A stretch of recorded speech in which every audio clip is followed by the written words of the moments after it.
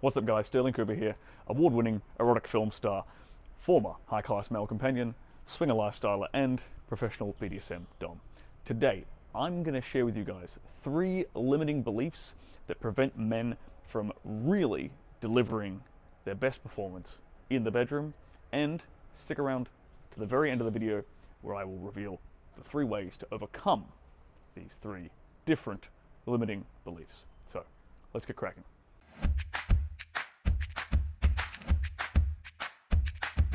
Limiting belief number 1 is guys think that they have to please the woman. Now, I went over this in detail in my live stream about the paradox of pleasing her, so I'll give a quick summation here.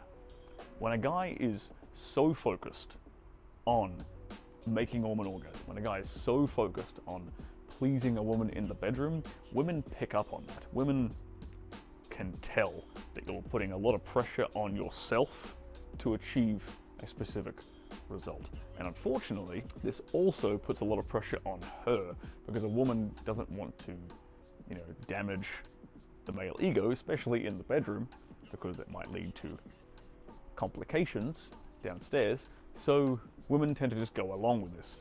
Now this is a self-induced problem, guys, because of this fundamental limiting belief that you have to please a woman in the bedroom.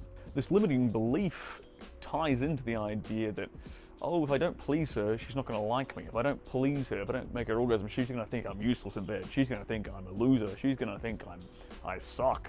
And they tie up their self-esteem, they tie up their sense of self-worth in relation to that woman with how well they please her. And this is the completely ass backwards way of thinking about it.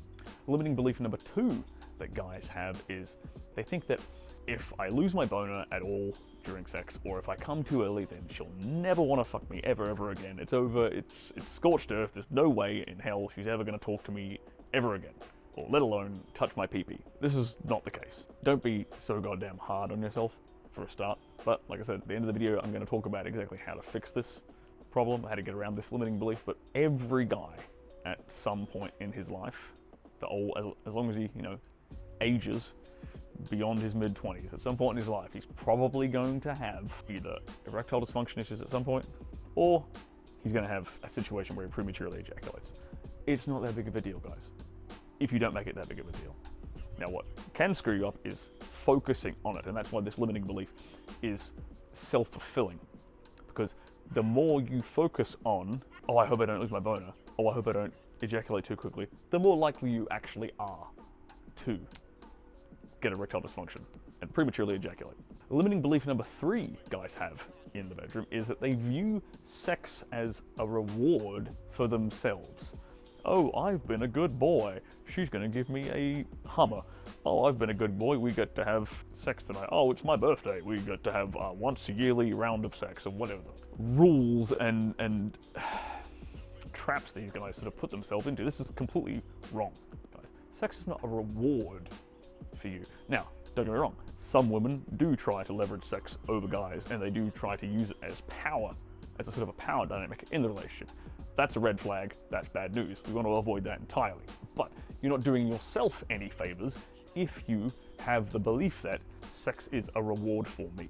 Hell, I'm gonna flip this around and give you the solution for this problem in just a minute. So solution number 1, the less you care about pleasing her, ironically, paradoxically, the more likely you actually are to get her off. Now, this being said, as long as you don't race to the finish line, that is, as long as you don't see sex as a race, sex as something that has to be over and done within a couple of minutes, maybe then you're not going to get anywhere near pleasing her. If all you're focused on is pleasing her, 1, you're putting a tremendous amount of pressure on her to not damage your ego, and 2, you're putting a tremendous amount of pressure on yourself to perform a certain thing, rather than just being present in the moment, having fun, enjoying yourself, and getting that animalistic sexual side of you out in the bedroom, where it's supposed to come out with your partner, having a good time, having fun, you're both enjoying yourself, right? I talk about this in one of my other videos where I refer to the selfish pervert frame. Now this is basically what I'm talking about here. Rather than focusing on pleasing the woman, you want to focus on being what I like to call a selfish pervert. And that is, you're selfish in that you're doing things to her for your own perverse sexual pleasure, but it is in a kinky, perverted, fun kind of way. So she is enjoying herself in the process. She is enjoying you enjoying her. Solution number 2 to the second limiting belief: oh, if I ever lose my boner, or if I ever ejaculate too early, then it's over. Never gonna happen again. Fix number 1 is do not apologize. If this ever happens, the last thing in the world you want to do is apologize. Because if you apologize, you create the frame in your relationship dynamic with her that there is something wrong with you, that you did something wrong, that this is all on you. Maybe you're having a bad day. Maybe you're really stressed out from work. Maybe you've drank too much alcohol. Whatever it is.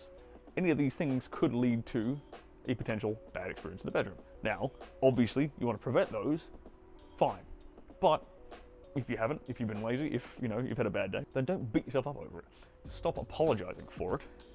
And also, rather than focusing on it all the time, give yourself permission to fail every once in a while. You're not on the clock like me. You're not doing this for a living like I am, where I need to perform in order to get a paycheck at the end of the day. You guys don't have that pressure.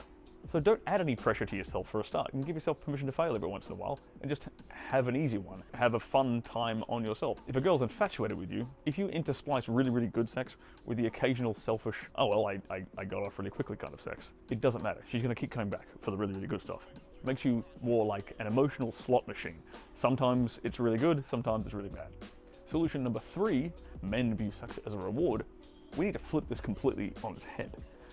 You should be viewing sex as a reward you give to her for her good behavior, for choosing the right guy, for having great testing men because she picked you, right? It's a reward she gets. She gets your meat. She gets your seed, whatever you want to call it. This is the correct dynamic you want in a healthy relationship, because you want her to be enjoying her time with you. You want her to be looking forward to her time with you. To do that, the correct frame for that is her viewing sex as a reward for her good behavior.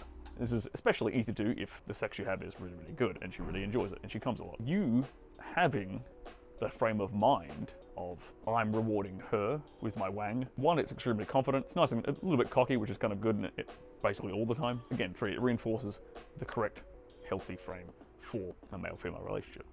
That's it for me today, guys. If you know anybody who has these limiting beliefs in the bedroom, please share this video with them. I want to help as many guys out as I possibly can. As always, like the video, leave a comment down below. And if you're new to the channel, hit the subscribe button, and I'll see you guys next time.